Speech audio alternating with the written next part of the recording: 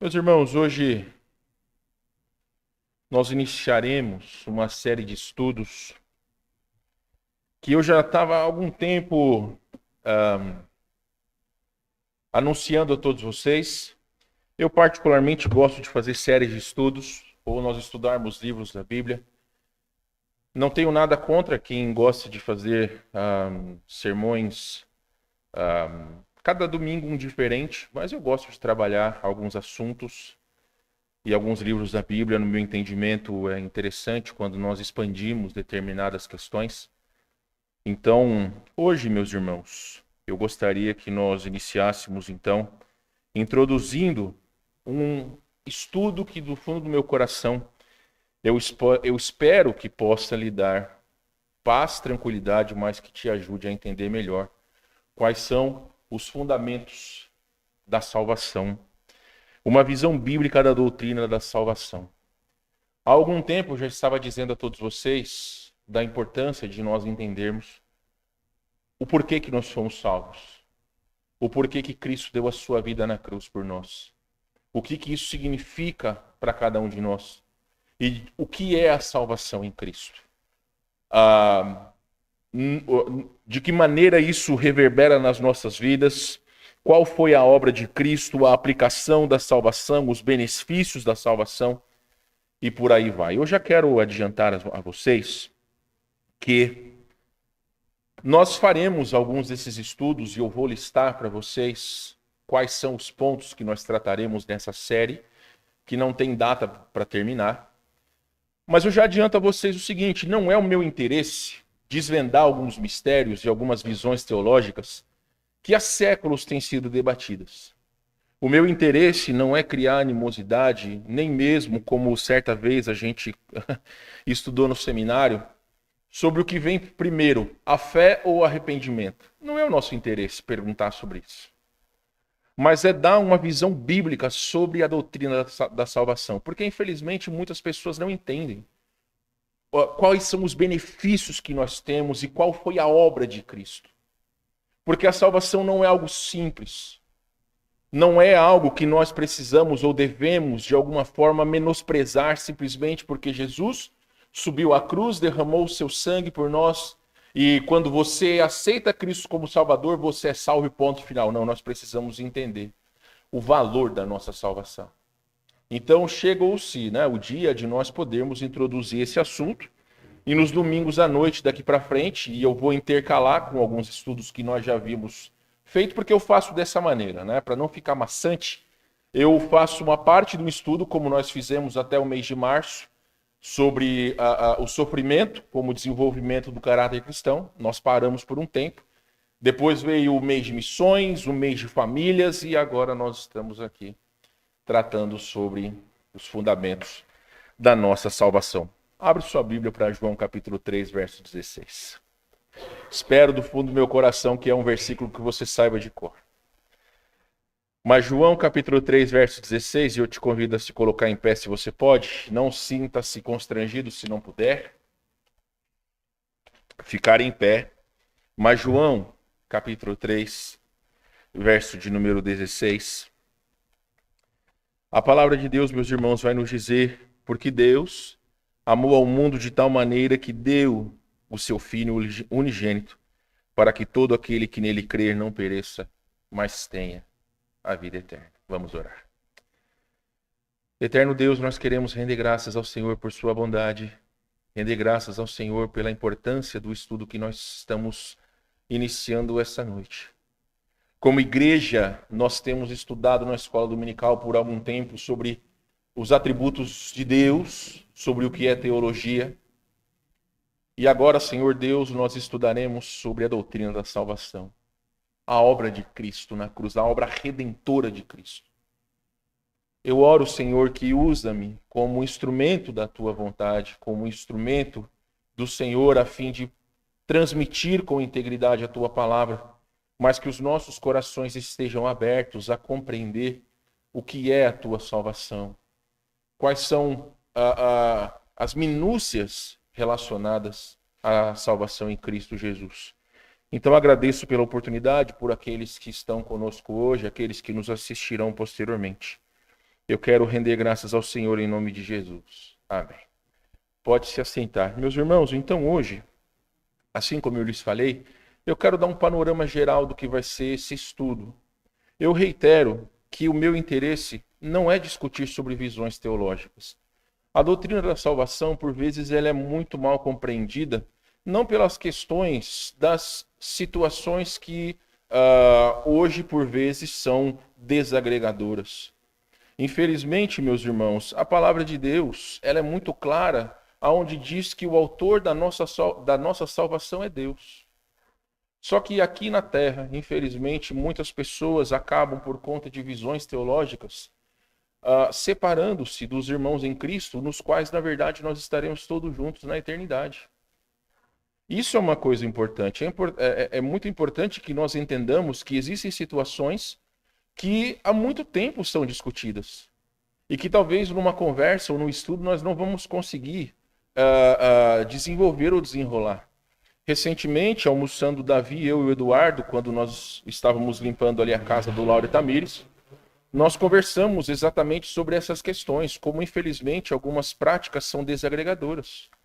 Mas o meu foco não é esse, meus irmãos, é como eu disse na minha oração ao Senhor, é entendermos as minúcias da nossa salvação e vocês vão entender quais são os aspectos que nós trataremos no decorrer desse estudo. Mas antes, com a sua permissão, eu quero introduzir o tema. A doutrina da salvação é uma das mais profundas e significativas verdades do cristianismo. Ela nos conduz ao cerne do propósito de Deus para a humanidade e revela sua imensa graça, amor e justiça. Na jornada espiritual de cada cristão, compreender os fundamentos da salvação é essencial para fortalecer a fé e viver uma vida alinhada com os princípios divinos. Infelizmente, algumas pessoas creem que o simples fato de você declarar que você é salvo faz de você um salvo. Quando na verdade, meus irmãos, Jesus ele é muito claro quando diz que pelos frutos você conhece. Ele fala no próprio capítulo 7 de Mateus que muitas pessoas hão de declará-lo naquele último dia, até clamarão a Jesus como Senhor, mas ele dirá que nunca os conheceu. Então, ser salvo é muito mais do que simplesmente dizer eu aceito Cristo como Salvador. Nós vivemos uma era onde muitas igrejas creem que o sentimentalismo ou todas as coisas que envolvem a questão de salvação, a pessoa precisa sentir no seu coração que ela é salva, quando na verdade a fé é uma convicção.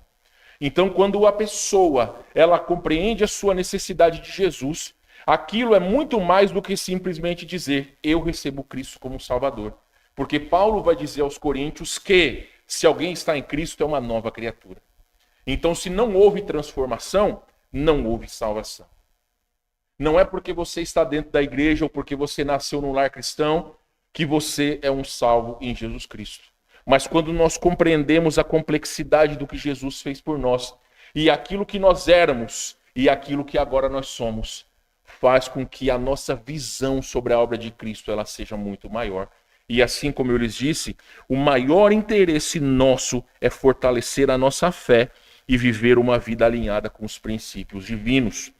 Esse estudo, assim como eu lhes falei, não é apenas uma análise teológica, mas uma reflexão prática sobre como essas verdades transformam nossas vidas cotidianas.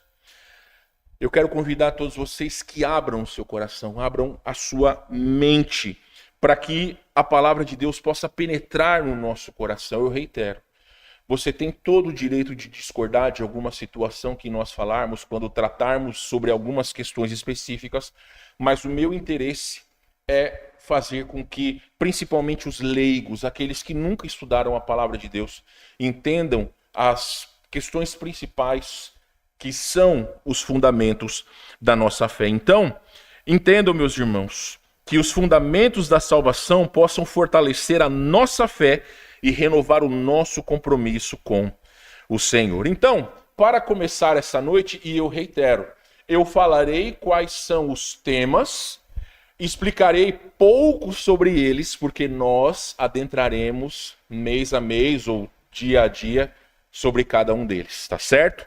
Então, iniciaremos, meus irmãos, falando sobre os elementos fundamentais envolvidos na salvação de um cristão. E não tem como começar sem entender, primeiramente, a necessidade da nossa salvação. Por que nós precisamos ser salvos? Precisamos ser salvos principalmente por causa da universalidade do pecado. Abre sua Bíblia em Romanos capítulo 3, verso 23, e eu sugiro que se você tem uma caneta, você anote esses versículos, ou caso contrário, claro, nós vamos tratar especificamente sobre essas questões posteriormente, mas leia os versículos e se quiser anotar ali, você pode colocar que todos nós somos pecadores. Romanos capítulo 3, verso de número 23 vai dizer o seguinte: pois todos pecaram e estão destituídos da glória de Deus. Então, meus irmãos, não existe alguém que não seja pecador. A única pessoa que pisou nesse mundo sem pecado foi o Senhor Jesus Cristo. Então, quando nós entendemos do porquê nós precisamos ser salvos, nós somos pecadores. E não paramos aí. Quando nós estudamos sobre a questão das consequências do pecado, nós entendemos que o pecado resulta em separação de Deus e morte espiritual. Romanos capítulo 6, versos 23 vai dizer o seguinte: pois o salário do pecado é a morte. Então aqui nós já entendemos do porquê que nós precisamos de Jesus Cristo para nos salvar. Porque nós somos pecadores. A palavra de Deus vai dizer que o nosso pecado faz separação entre nós e o nosso Deus. Paulo vai dizer mais para frente que nós somos salvos pela graça de Deus. Então, os méritos da nossa salvação estão em Deus. E não porque nós merecemos, porque nós não merecemos absolutamente nada. Então, meus irmãos queridos, é importante nós entendermos que nós necessitamos de Cristo. Todas as pessoas necessitam. Porque não há um meio de nós chegarmos até Deus, senão através de Jesus Cristo. Mas além de nós estudarmos sobre a necessidade da salvação, nós vamos estudar também sobre o plano de Deus para a nossa salvação. E quando nós falamos sobre o plano de Deus para a nossa salvação, não tem como fugir deste tema. A eleição e a predestinação. Abre sua Bíblia para Efésios capítulo 1, versos 4 e 5. E esse é um dos temas que eu quero dizer a todos vocês, os quais eu apresentarei as visões teológicas e nós estudaremos o que nós podemos tirar delas. Não é o meu foco poder defender qualquer, mas nós vamos estudar sobre a soberania de Deus, sobre a responsabilidade humana, nós vamos estudar sobre o que é a eleição segundo a palavra de Deus e sobre o que é a predestinação. Alguém leia, por favor, Efésios 1, 4 e 5.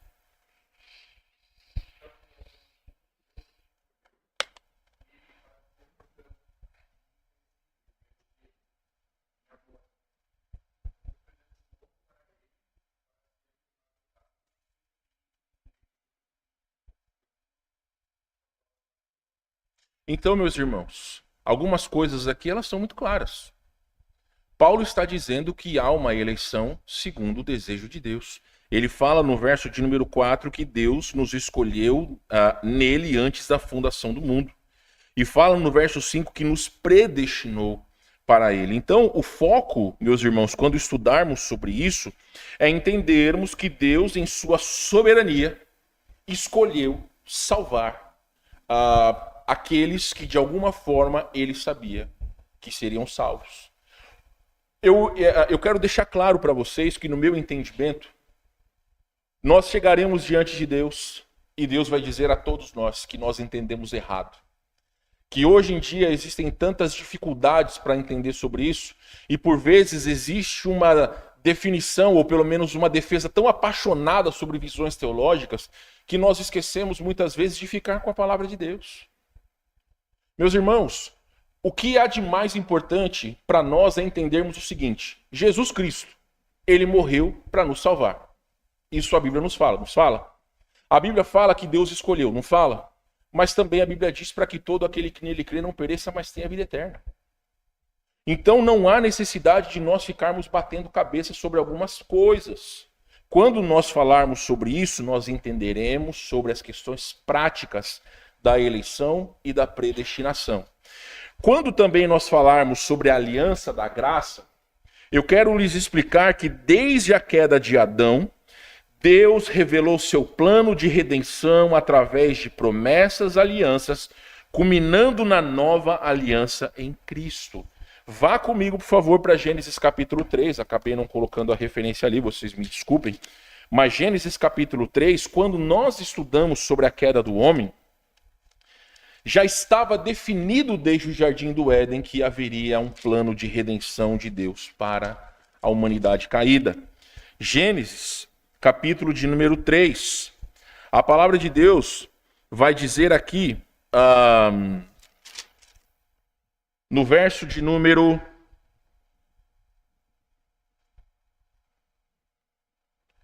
Deixa eu só aqui, eu acabei esquecendo de... Perdão, isso, versículo 15, obrigado. Porém, inimizade entre ti e a mulher, entre a tua descendência e o teu descendente. Aqui, meus irmãos, é uma profecia de que um dia Jesus, ele viria, esmagaria a cabeça da serpente. Então Deus já estava, desde o momento que o homem caiu, já estava definindo que haveria a necessidade de um Salvador. Então, desde os primórdios, o Senhor sempre demonstrou a sua graça. E através de Jesus Cristo manifestou a excelência do seu amor. Quando nós falamos sobre o amor de Deus, lá em 1 João capítulo 4, vai dizer que nisto consiste o amor. Não em que nós tenhamos amado a Deus, mas que Ele nos amou primeiro. Então o Senhor, Ele sabe o que nós somos. E desde o Éden já tinha me fugiu a palavra. Às vezes acontece isso. Eu estava conversando com um médico essa semana que uma das coisas que tem me acontecido é esquecer algumas palavras, mas enfim. Mas Deus já havia prometido, desde o Jardim do Éden, que haveria a necessidade de um Salvador. Então, quando nós tratarmos sobre o plano de Deus para a salvação, nós falaremos sobre isso. Em terceiro lugar, quando nós tratarmos sobre a obra de Cristo, além da necessidade da salvação, do plano de Deus para a salvação, quando nós falarmos sobre a obra de Cristo, nós falaremos sobre, primeiramente, a encarnação. João capítulo 1, verso de número 14. João 14 vai dizer o seguinte: e o verbo se fez carne e habitou entre nós, cheio de graça e de verdade, e vimos sua glória, glória como unigênito do Pai.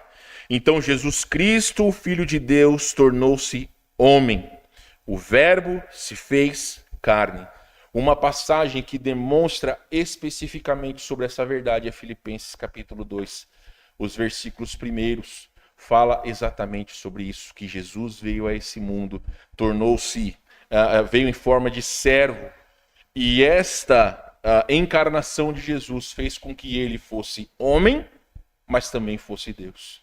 O seu sacrifício foi aceito por Deus, porque ele foi um homem assim como nós, não pecador, mas estava em forma humana.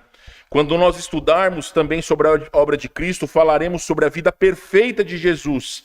1 Pedro 2:22 vai dizer o seguinte: o qual não cometeu pecado, nem dolo algum se achou na sua boca. E aí, aqui nós vamos entender o seguinte: é muito importante o estudo do Antigo Testamento, porque você sabe que Deus ele vai falar sobre a importância do derramamento de sangue. No livro de Hebreus vai dizer que sem derramamento de sangue não há remissão de pecados. Então, desde o Antigo Testamento havia necessidade de um cordeiro perfeito. Interessante, e nós vamos estudar sobre isso, que quando João Batista olha Jesus, ele fala: eis o Cordeiro de Deus que tira o pecado do mundo. Então é maravilhoso quando você começa a estudar essas questões práticas, essas minúcias na palavra de Deus. Como um professor meu dizia, as doutrinas da palavra de Deus, elas se juntam como as penas de uma pomba. Também nós vamos falar sobre a morte substitutiva de Cristo. Alguém leia para nós Isaías 53:5. Isaías capítulo 53, 5. Assim como eu lhes disse, meus irmãos, hoje à noite nós estamos dando um panorama sobre aquilo que nós nos aprofundaremos mais para frente. Então hoje é só para dar aquele aperitivo do que ainda há por vir. Alguém leia, por favor, Isaías 53, 5.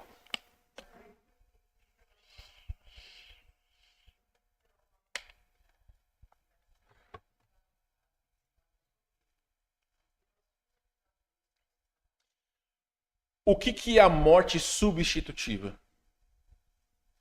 Quem deveria estar naquela cruz éramos nós. Mas Jesus deu a sua vida em nosso lugar para nos salvar. É isso que Isaías diz, que o castigo que nos traz a paz estava sobre ele. Então Jesus morreu na cruz pagando a penalidade pelo pecado de todos nós, de todos aqueles que creem em Cristo. Além da morte substitutiva, e é aqui que é interessante, porque muitas pessoas não entendem alguns termos que a palavra de Deus usa para explicar sobre a salvação, mas nós vamos falar também sobre a ressurreição.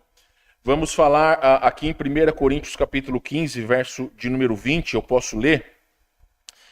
Vai falar o seguinte, 15 e 20. Mas de fato, Cristo ressuscitou dentre os mortos, sendo ele as primícias dos que dormem. Nós entendemos, meus irmãos, que a ressurreição é algo importante para nós e por vezes nós falamos sobre a ressurreição na Páscoa. Mas além da ressurreição, e aqui eu acho que eu esqueci de colocar um que para mim está marcado aqui, ainda não está aqui.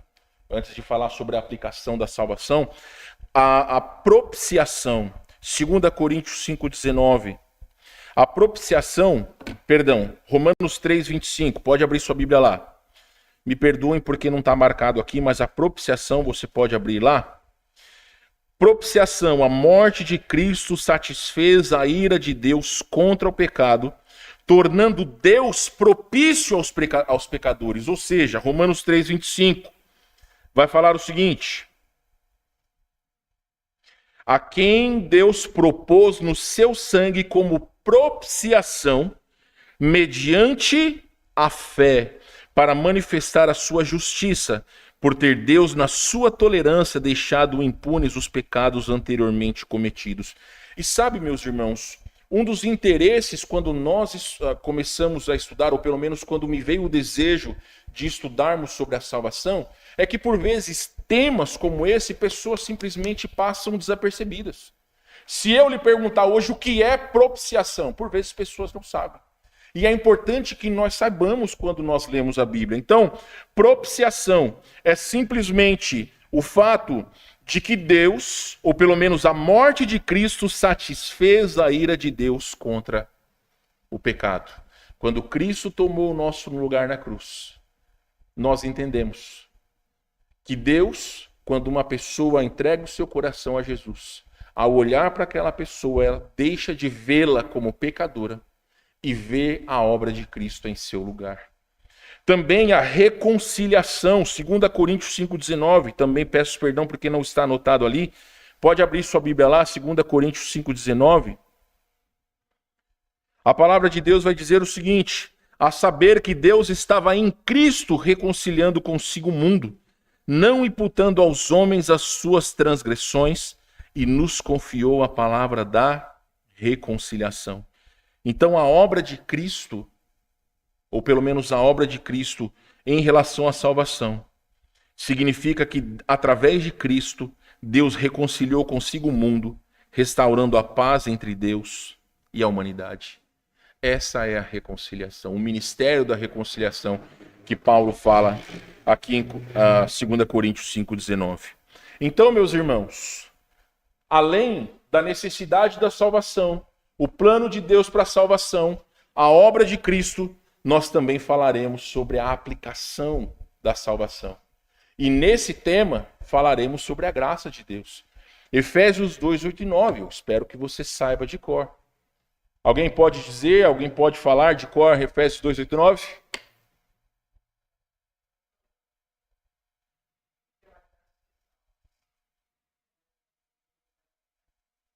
Pode falar, pode continuar.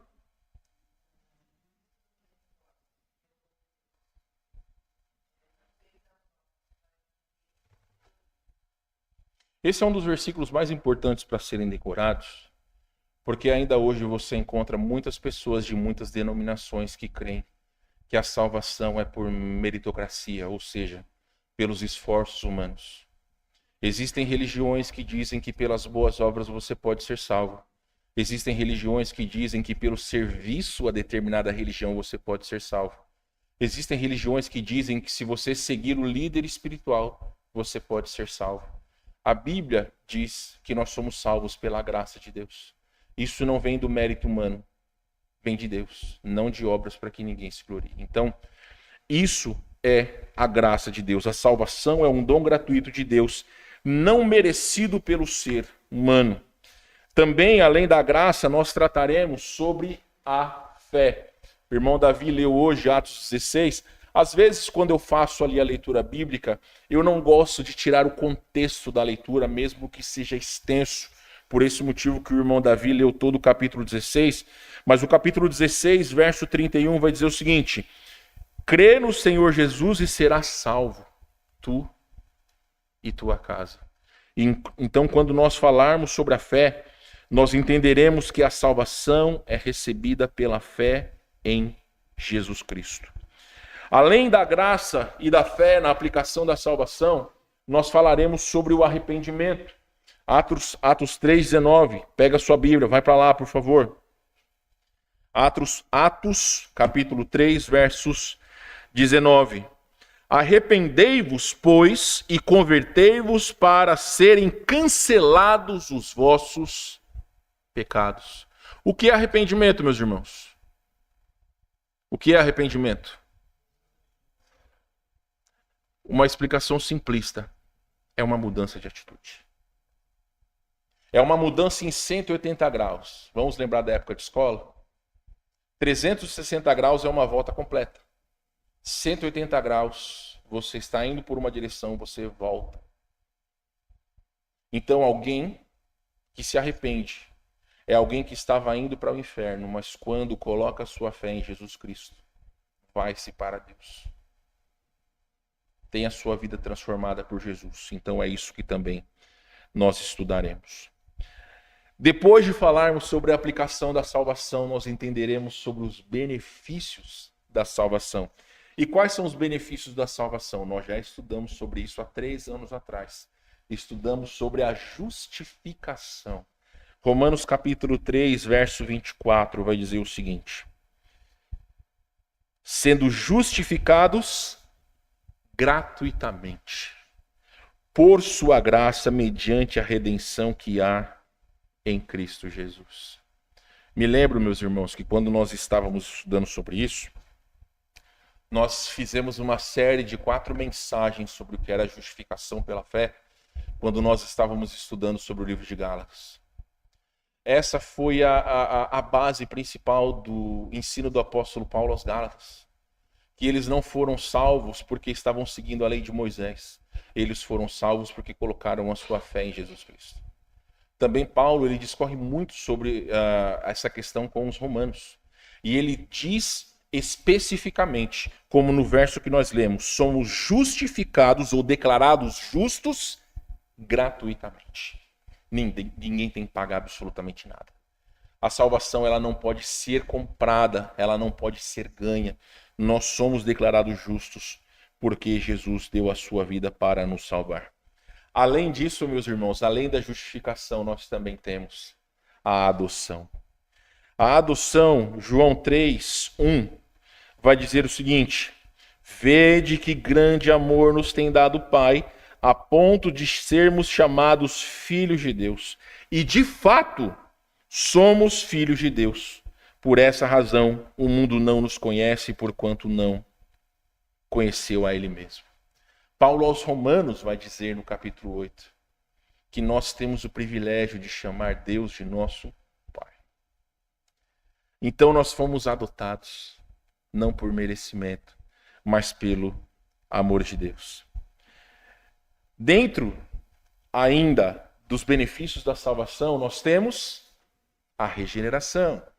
Tito capítulo 3, verso de número 5. A palavra de Deus vai nos dizer o seguinte: não por obras de justiça praticadas por nós, mas segundo a sua misericórdia, ele nos salvou mediante o lavar regenerador e renovador do Espírito Santo. Então, o que é algo regenerado? É algo gerado novamente. Lembra quando Nicodemos pergunta para Jesus, Jesus disse para ele: importa-vos nascer de novo. Aí, às vezes, meus irmãos, eu não acho errado isso, né? Às vezes, quando você lê a Bíblia, você se pergunta, mas como que um cara pode fazer uma pergunta tão idiota para Jesus assim, né? Porque Nicodemos olha para Jesus e fala assim, mas como que um homem pode entrar no ventre da sua mãe novamente? Se eu fosse Jesus, eu falava para ele, duh. Mas o que Jesus estava explicando sobre um novo nascimento não era um nascimento físico, mas um nascimento espiritual.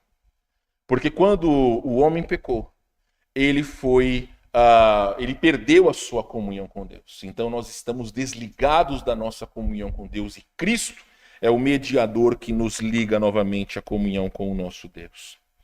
Então, meus irmãos, posteriormente aos benefícios da salvação, nós estudaremos sobre a perseverança e a santificação. O que é a perseverança dos santos?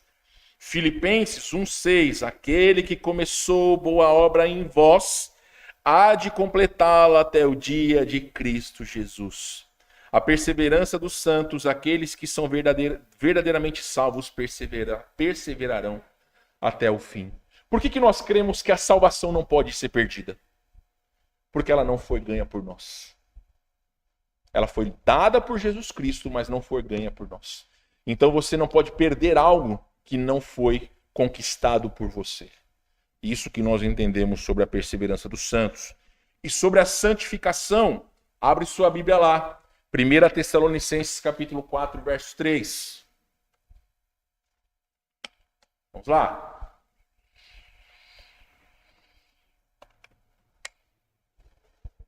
Quatro, 3, eu não entendi o que você falou.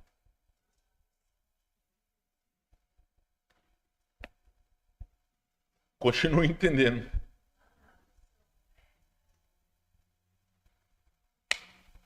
Ah, entendi. Então, tá certo. Eu, no meu esboço aqui, eu tenho uma coisa e para vocês eu coloquei outra. Então, desculpe, obrigado. Tá vendo? É por isso que o homem não pode ficar só, né? Mas vamos lá. 1 Tessalonicenses 4:3. Bom, irmãos, às vezes vocês me perdoem, tá? Às vezes as referências podem falhar ali.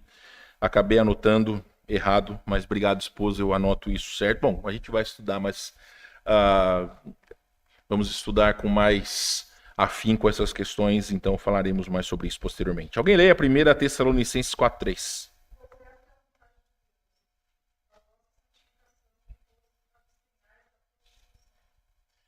A santificação é algo negociável? Não. Porque a palavra diz que é a vontade de Deus. O que Pedro vai dizer? Sede santos porque eu sou santo. Então a santificação é um processo pelo qual nós nos tornamos santos. E essa é a vontade de Deus.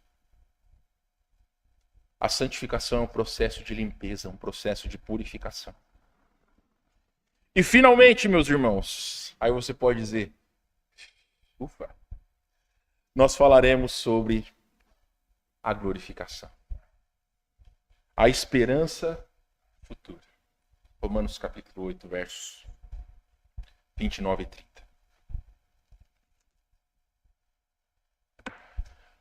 Alguém leia para nós, por favor.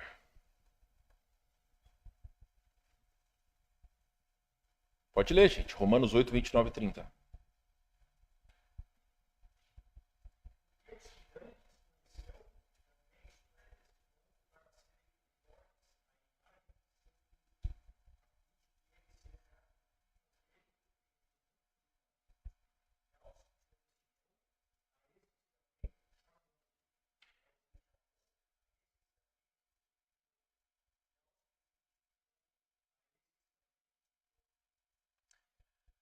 Meus irmãos, quando tratarmos sobre a questão da esperança futura, os crentes serão finalmente glorificados e viveremos eternamente com Deus. Assim como eu lhes falei no início, há uma meia hora atrás, quando nós iniciamos essa noite, aqui nós temos um panorama do que é a doutrina da salvação. Nós poderíamos estender isso para outras partes? Tranquilamente. Mas se você, essa noite, sentado aqui, olha algumas dessas questões e você fala assim, eu não tenho a menor ideia do que seja isso. O nosso interesse é que ao encerrarmos isso, só quando Deus permitir, que você saiba que os fundamentos da nossa fé e da nossa salvação não foram coisas simples. É por isso que vale a pena viver uma vida de fidelidade, uma vida de servidão amorosa ao nosso Deus. Não de uma servidão obrigatória, não de um medo asfixiante de que nós precisamos fazer alguma coisa com medo que Deus vai nos amaldiçoar ou que o chicote de Deus vai estralar. Não, meus irmãos. Quando nós entendemos a grandiosidade da obra de Jesus, isso deve fazer com que nós sejamos mais fiéis. Porque aí nós entenderemos o valor da nossa redenção. É por isso que há tanto tempo eu já estava dizendo para vocês, um dia nós estudaremos o que é a nossa salvação. Para tratarmos sobre temas como propiciação, redenção, regeneração, que por vezes pessoas leigas não sabem o que é. Mas que nós valorizemos a nossa salvação. A palavra de Deus vai dizer que nós fomos comprados por preço, um preço que nós não podemos pagar. O mínimo que nós podemos fazer é servir a Cristo com fidelidade. Vá comigo para 2 Coríntios capítulo 5.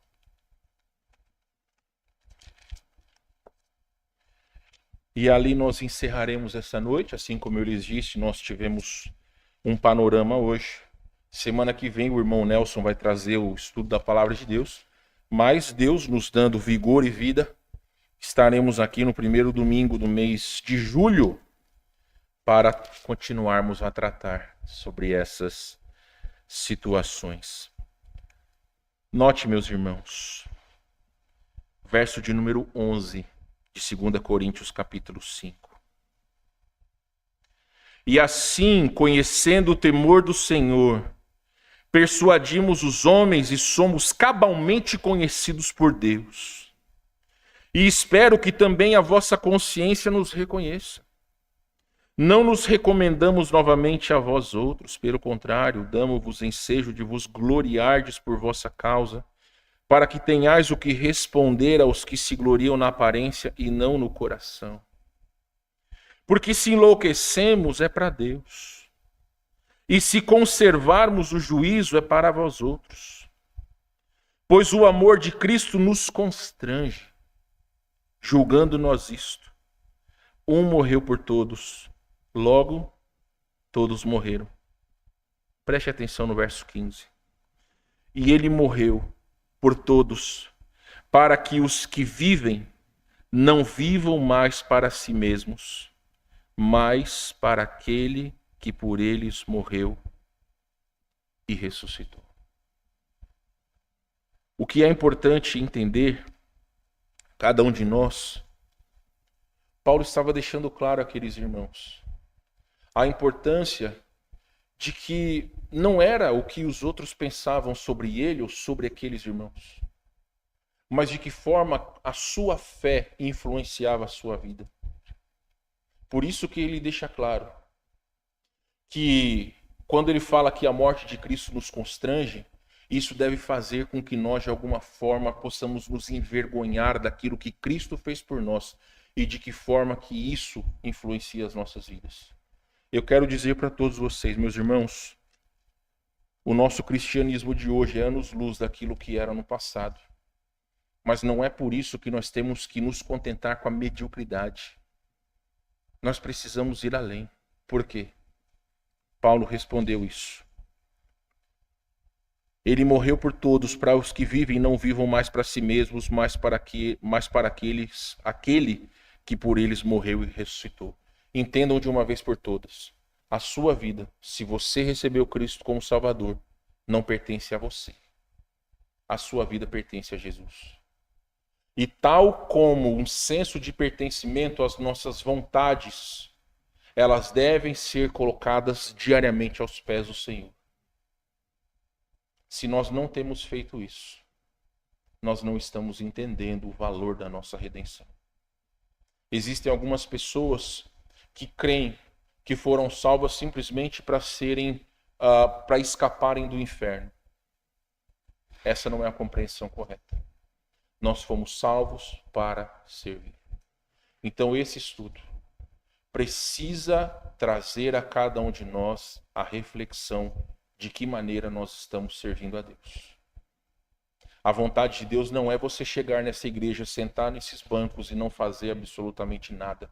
A vontade de Deus é que cada um de nós possa servi-lo, seja na igreja ou fora dela. Que nós sejamos homens e mulheres úteis na obra de Deus. Então, daqui 2 semanas, Deus nos permitindo, são essas situações que nós trabalharemos, que nós conversaremos. E vai ser um grande privilégio estudar sobre isso. Vamos orar. Senhor nosso Deus, mais uma vez em sua presença sou grato, porque o Senhor é bom, as tuas misericórdias duram para sempre.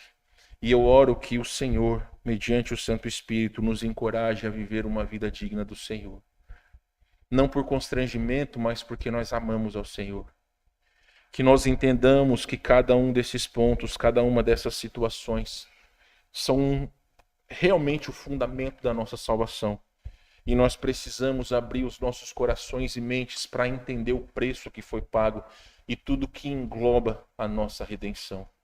Que possamos dar a Jesus um serviço amoroso e não um serviço constrangido por conta do medo, por conta da hipocrisia que por vezes cerca o nosso coração. Às vezes nós só chegamos a servir ao Senhor porque estamos interessados nas bênçãos que o Senhor pode nos dar. Não, Senhor, que possamos servi-lo porque nós o amamos. Da maneira que o Senhor deu a sua vida por nós, que nós possamos entender que precisamos, não através de boas obras, servir ao Senhor, mas com o amor que está por trás de tudo aquilo que nós fizermos. Damos graças ao Senhor por essa oportunidade, agradecendo ao Senhor em nome de Jesus. Amém.